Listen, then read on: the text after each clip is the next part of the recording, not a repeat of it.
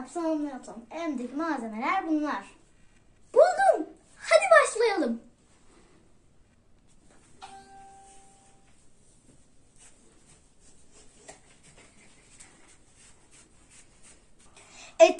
Etimizi ve suyumuzu düdüklüğün içine koyduk ama asla tuz dökmek yok.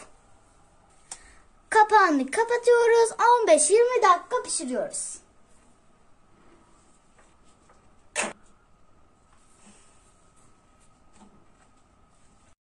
Patatesimizi doğruyoruz.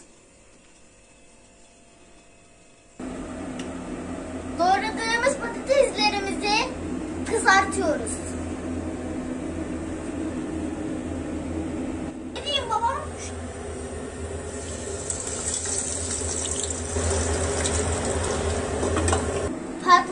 Patlıcanlarımızı doğruyoruz.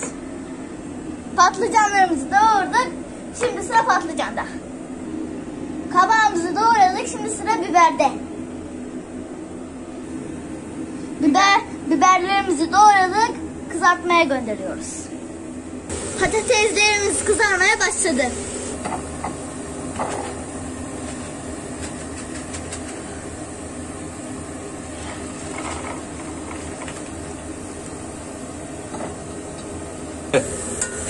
Kabaklarımızı atıyoruz. Ne diyeceksin?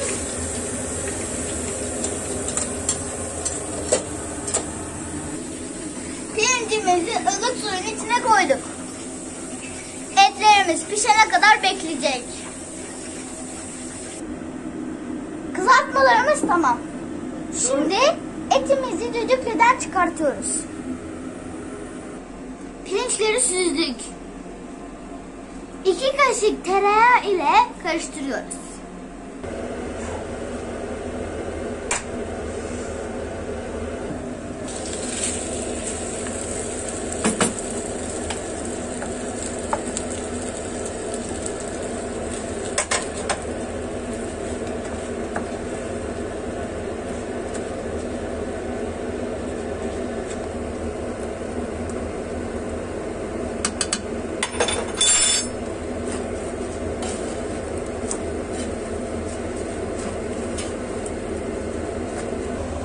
Pirinci kavurduk. 10 dakika bekletiyoruz. Önce etlerimizi koyuyoruz. Sonra güzelce yerleştiriyoruz. Ardından havuçlarımızı,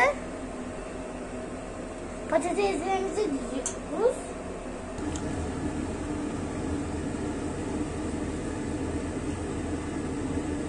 Kabaklarımızı diziyoruz.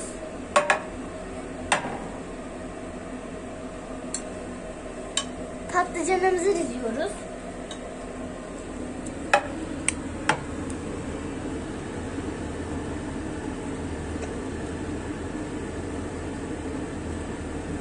Evet. Biberimizi ilave ediyoruz.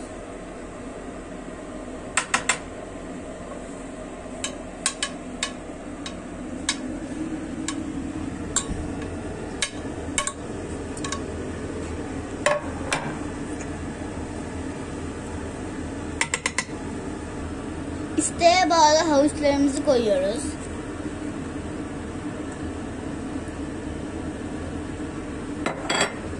Son olarak pirinçlerimizi ilave ediyoruz.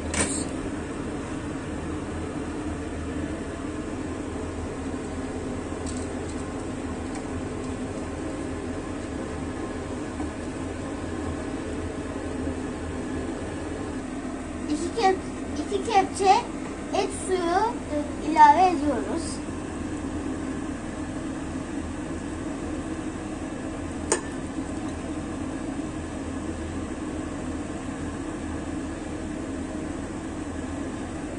Ardından kaynar suyumuzu ilave ediyoruz.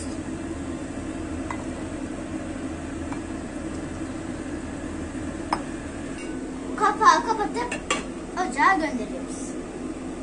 Yasin abi, bir gün Deniz'i de getir, size de yemek yapayım.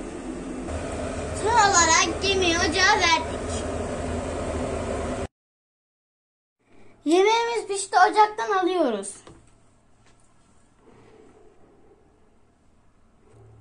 dakika dinlendiriyoruz. Yemeğimizi çeviriyoruz. 1, 2, 3.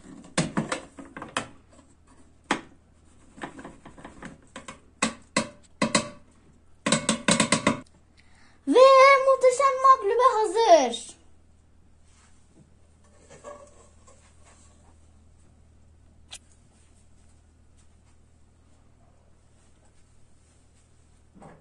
Muhteşem maklube hazır. Afiyet olsun.